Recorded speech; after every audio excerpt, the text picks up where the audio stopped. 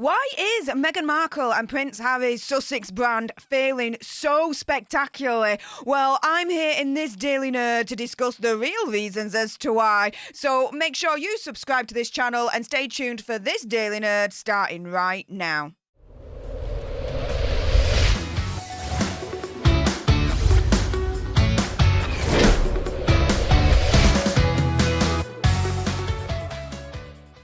Hey up everyone, it's me, Stef the Alternate, your nerdy alternative, and welcome to another dose of the Daily Nerd, where I break down the news and pop culture stories of the day that's pretty much got me eye. And oh my goodness, before I jump into all the juicy details with this video's main topic, there is a little bit of housekeeping as always. Firstly, YouTube human reviewer, I see you looking. I'm not going to say any trigger words or anything that's going to offend your ear holes. And to everyone else awesome enough to have clicked on this video, hey up, how y'all doing? If you've got some very strong feelings about Meg's and Hazard's brand, and I bet you do, then make sure you send me a super thanks. It's just below this video right here. We can have a conversation about this because it does guarantee a response from me. And oh yeah, let's jump into this one, shall we? So this is an article, an opinion piece by David Christopher Kaufman for the New York Post, and it's titled Why Meghan Markle and Prince Harry's Brand is Totally Off Base. In other words, why the Sussex brand is totally failing in a freaking epic style.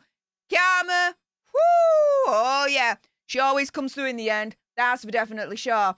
So here we go. He starts off by saying, look, the main problem with Meghan and Hazard has always been one of perception. Absolutely, because they bang on about, they want their privacy, right? All this lot, and oh my goodness, we're victims. But, okay, firstly, you're living in a multi-million-dollar mansion. You've got millions in the bank. Victims? Don't think so.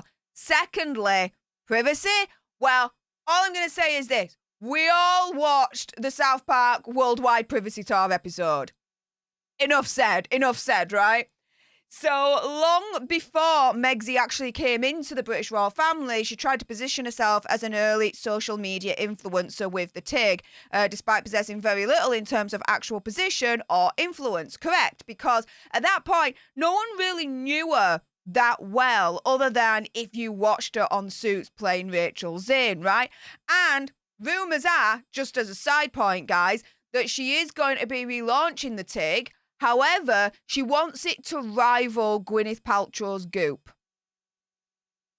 Like, she is cuckoo crazy banana balls if she thinks that it's going to be anywhere near as successful as Goop, as far as I'm concerned.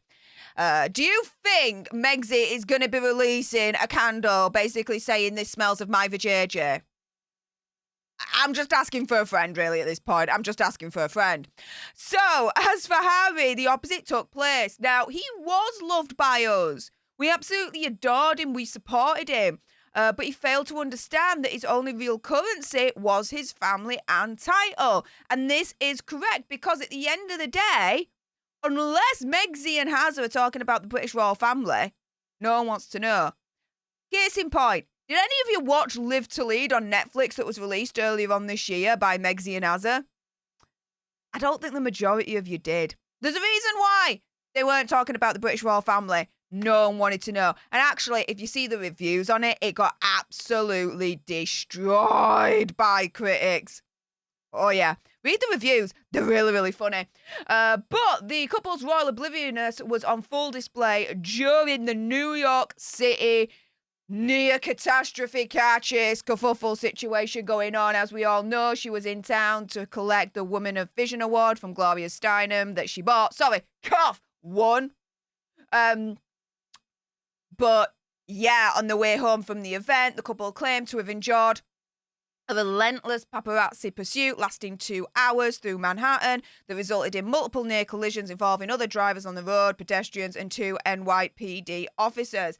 However, the NYPD, the mayor, the taxi driver, even the freaking paparazzi themselves backgrid, all right, that Megxie apparently, allegedly, has on speed dial. They all turned around and said, yeah, what near catastrophic car chase are you talking about? What the jizz? And there were multiple celebrities that kind of called Hazard and Megxie out as well and was like, a car chase in New York? Are you having a laugh? It's impossible. Impossible. So they got absolutely destroyed over this whole trying to play the victim card after the award ceremony. Now, this is the thing. There's nothing new about the Sussexes overstating their importance. But the East Side car chase takes their obsession with image inflation to confounding new levels when I could get my teeth in. Had the duo simply said they were chased by photographers and it made them uncomfortable, instead of being victims of a near catastrophic car chase at the hands of a ring of highly aggressive paparazzi, there wouldn't have been the talk of social media and morning shows and countless newspaper headlines and being completely taken the mick out of. Because everyone that was involved was turning around and saying, what car chase? They got absolutely slammed for it. The brand took a hit even further because of all of this. But maybe that's the point after all. The Sussexes' skewed perception problem is as much about how they perceive the world as how they think the world sees them. They're absolutely freaking delusional.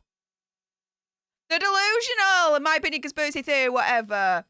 By lacing their ordeal with fantastical claims and hyperbolic language, as they always do, as far as I'm concerned. I mean, come on. Oprah Winfrey, right? They are literally, as far as I'm concerned, accusing the royal family of racism. But then, earlier on this year, they backtrack and they're like, oh, no. It's unconscious biasness. What? Again, hyperbolic language, guys.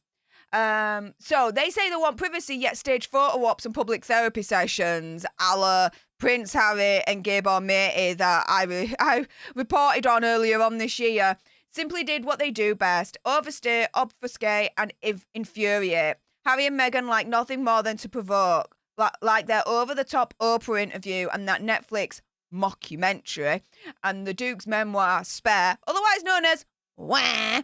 Their Manhattan visit has provoked little more than skepticism when they were looking for sympathy. That's the thing. The more that they're trying to look for sympathy, the more it backfires on them and their brand.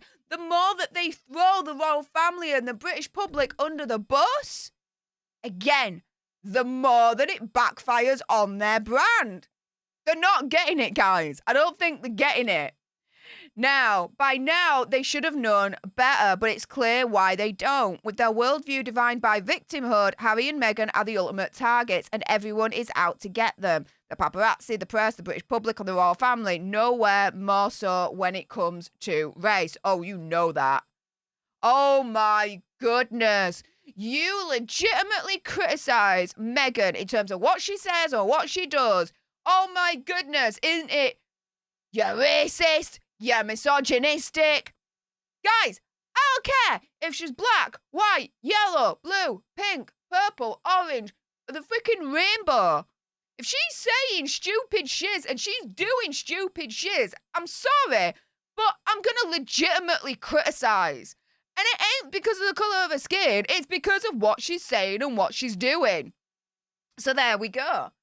And this writer, has a comeback to that. Like Meghan, I'm half black and half white, and the first thing I thought about when learning I would become a father was the colour of my future kid's skin. How could I not? For most mixed-race folks, Markle included, colour has been the dominant factor in our lives for as long as we can remember.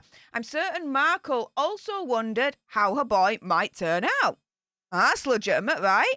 As perhaps a family as well as Harry's. But rather than chalk this up to mere curiosity about skin colour, the couple framed it as a concern, implying to Oprah that members of Harry's family were racist. And if you remember Chris Rock's stand-up show earlier on this year on Netflix, he did a part of it all about Meghan and Harry. And even he turned around and pretty much said the same thing.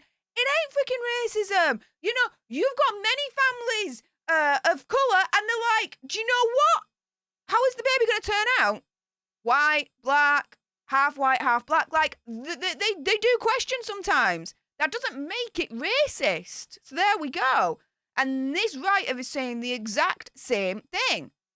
Now, perhaps a better approach might have been to simply blame it on unconscious bias, as the Duke later described the incident in his memoir, or in other words, backtracked.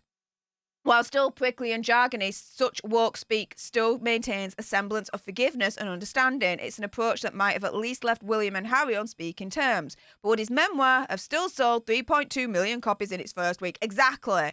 It had to be sensationalist. It had to be absolutely out there, bonkers, insane in terms of the content in that book for it to sell well. No two ways about it as far as I'm concerned. But the writer concludes, ultimately, as I wrote years back, the biggest problem with Meghan and Harry to a lesser extent is that she wants to be a role model but simply has no role. Sure, Steinem may deem Markle influential, but ultimately, who really cares? No one! And she's going to find that out when she launches the TIG. But by now, they're back in their Montecito, California, bubble hiking and yogaing and organicing away, blissfully and blithely convinced of their own importance. The Sussexes may perceive themselves as relevant, but true players don't need car chases to keep their audience enthralled. Woo! Burn! Burn! Wow, what a burn indeed. And that's the problem, ultimately, as far as I'm concerned, with Prince Harry and Meghan Markle's brand. They inflate their importance, but you know what? They're not relevant. Unless they're talking about the royal family, their relevance is absolutely shot. It's gone. No one cares about brand Sussex, and they're gonna learn, I believe, the hard way. We already know from earlier on this week, it was officially announced in mainstream media that Spotify have fired both Meghan and Harry because of low productivity, or as the executive recently just put, they are effing grifters. Oh yeah. And now everyone's questioning, well, hang on a minute. Is Netflix next? Where's the Heart of Invictus series that's supposed to come out this summer? Because nothing's been said since they announced it in January on their Twitter page. Yeah, brand Sussex, so many reasons why it's failing, and we've just gone through them. But with that being said, enough with my gob. It's now time for your gobs. If you appreciate this video and you want more, believe me, woo, there's going to be more. Do make sure you click on that subscribe button. I'll be honest, let's get to 100k so we can get that silver play button right there. Like, share, comment down below your opinion, conspiracy theories and whatevers. And if you've got some very strong opinions about Harry and Meghan's brand and why you think it might be failing, then make sure you send me a super thanks. It's just below this video right here. We can have a conversation about this because it does guarantee a response from me. And until the next time, you guys, laters.